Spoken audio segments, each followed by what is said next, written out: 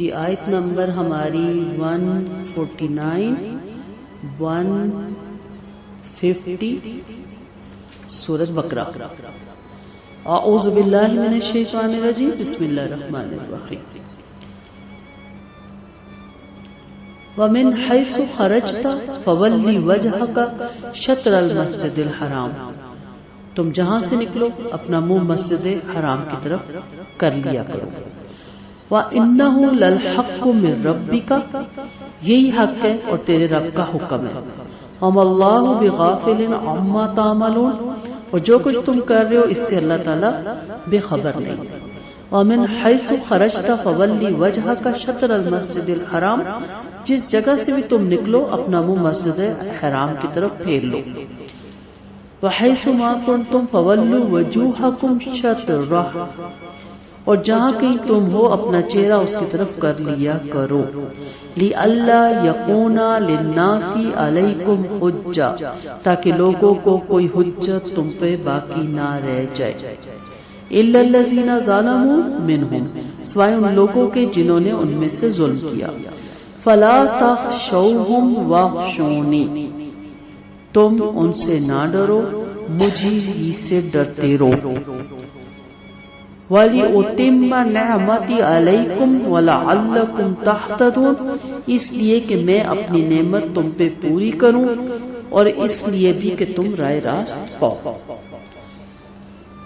دونوں آیتیں اس لیے پڑھی کہ اس میں آپ دیکھیں کہ 3 بار نزول کا حکم ہے۔ تیسری مرتبہ حکم ہو رہا ہے کہ روح زمین کے مسلمانوں کو نماز کے وقت مسجد احرام کی طرف منہ کرنا چاہیے۔ 3 مرتبہ تاکید اس لیے کی گئی کہ یہ تبدیلی کا حکم پہلی بار واقع ہوا تھا۔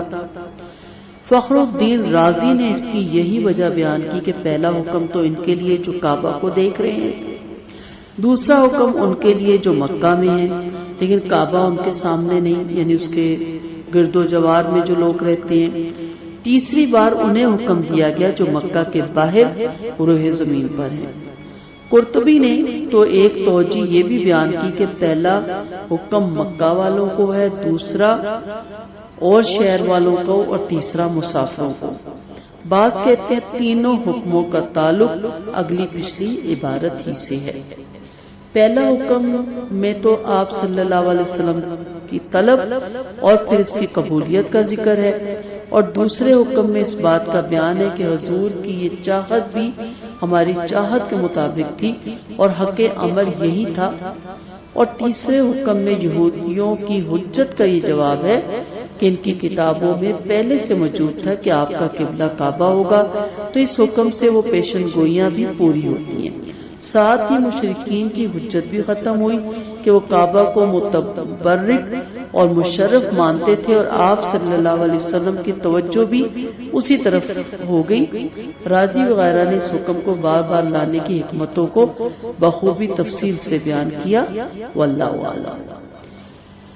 یہ تینوں حکم مختلف اس کی تفسیر ہے، اور آپ جانتے ہیں کہ قرآن کی تفسیر رہتی دنیا تک اہل علم اپنی بساط کے مطابق کرتے رہیں گے۔ طویلے کا قبلہ کا جو حکم ہے، جیسا کہ میں نے کہا کہ اس کی 3 وجوہات بتائی جاتی ہیں۔ مثلا پہلی، قد نرا تقلب وجهك فی السماء، سے معلوم ہوتا ہے کہ اللہ تعالیٰ نے اپنے رسول کی رضا اور اظہار کی تکریم کی خاطر طویلے قبلہ کا حکم دیا۔ دوسرا، وَلِكُلِّ وِجْهَةٌ هُوَ مُوَلِّيهَا، میں ارشاد فرمایا طویل قبلہ کے مسئلے پہ جھگڑا کرنا درست نہیں ہے، اصل کام تو نیک کاموں کی طرف پیش قدمی ہے۔ اور لِأَلَّا يَكُونَ لِلنَّاسِ عَلَيْكُمْ حُجَّةٌ میں یہ واضح فرما دیا گیا کہ لوگوں کو تم مسلمانوں سے جھگڑا کرنے کا موقع باقی نہ رہے۔ وہ یوں کہ طویل قبلہ سے بیشتر یہودی مسلمانوں سے یہ کہتے تھے کہ ہمارے دین تو نہیں مانتے لیکن نماز ہماری قبلے کی طرف پڑھتے ہیں، اور مشرکین مکہ اعتراض کرتے تھے کہ دعوت ابراہیم علیہ السلام کے طریقے پر چلنے کا کرتے ہیں مگر ان کا قبلہ چھوڑ دیا ہے۔ تو واللہ علم دونوں تفسیریں میں نے آپ کو بتا دی، جو تفسیریں ہمیں بتائی جاتی ہیں جو ہم پڑھ رہے ہیں۔ اللہ تعالیٰ نے فرمایا فَلَا تَخْشَوْهُمْ وَاخْشَوْنِ، تخشوہم، تم نہ ڈرو ان سے۔ خشے دوسروں کی بزرگی کا ڈر ہوتا ہے نا، تو یہاں پہ کہا گیا کہ ان سے مت ڈرو، مجھ سے ڈرو۔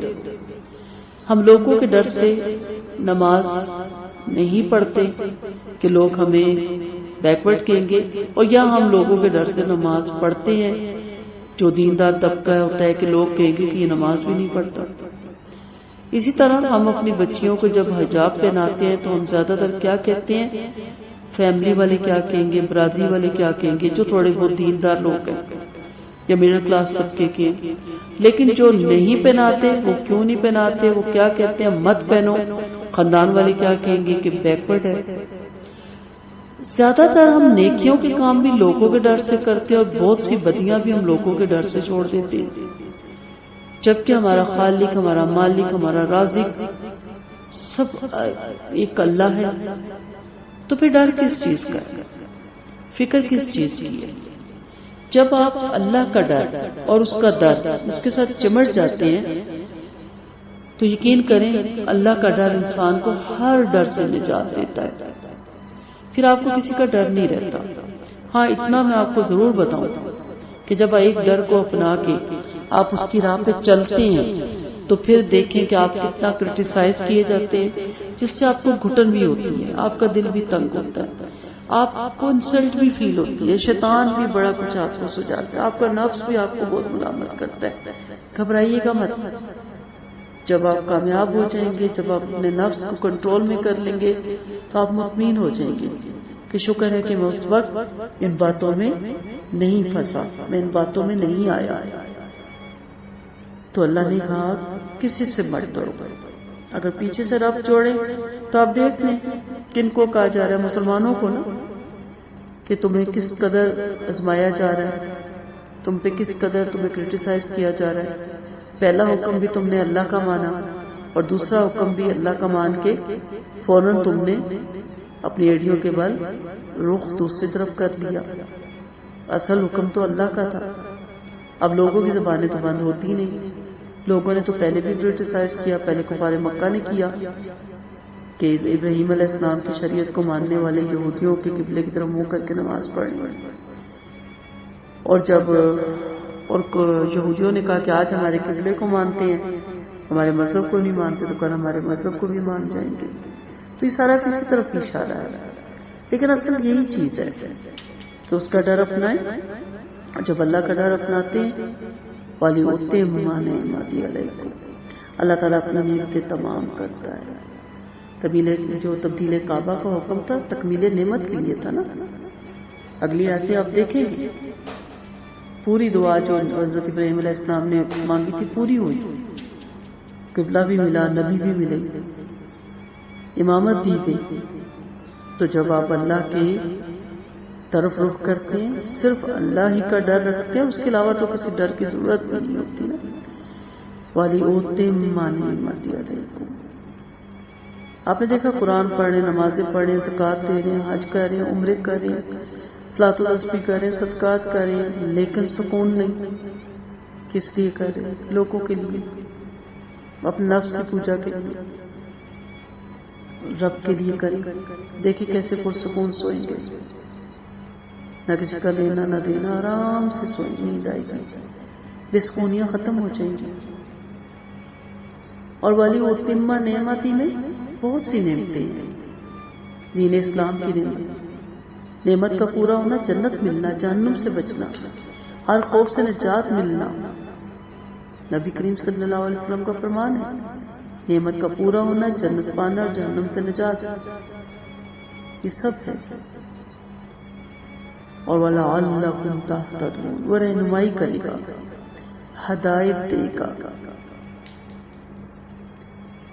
ہدایت کی طرف آپ کی رہنمائی کرے گا، تم رائے راست پہ آ جاؤ، تمہیں سیدھا راستہ مل جائے گا۔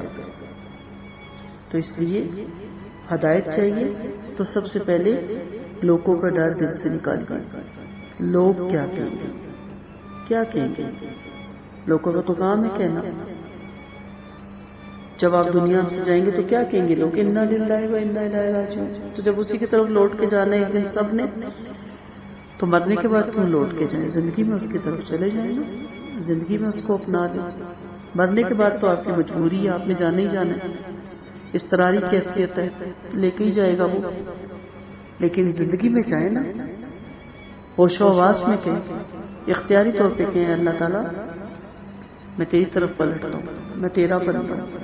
پلٹ پلٹ کے اس کی طرف آئے، قلب سلیم مانگے، قلب منیب مانگے، کہ بھی آپ کو گھمائے، آپ کی سوئی پلٹ کے اللہ کی طرف آ جائے، اپنا ناطہ اللہ کے ساتھ جوڑ جائے. اللہ تعالیٰ ہم سب کو اپنا ڈر دے، اپنی خشیت دے، اور لوگوں کے ڈر سے ہمیں بے نیاز کر دے. وآخر دعوانا ان الحمد للہ رب العالمین. سبحانک اللہم و بحمدک، نشہد ان لا الہ الا انت، نستغفرک و نتوب الیک. السلام علیکم ورحمۃ اللہ وبرکاتہ.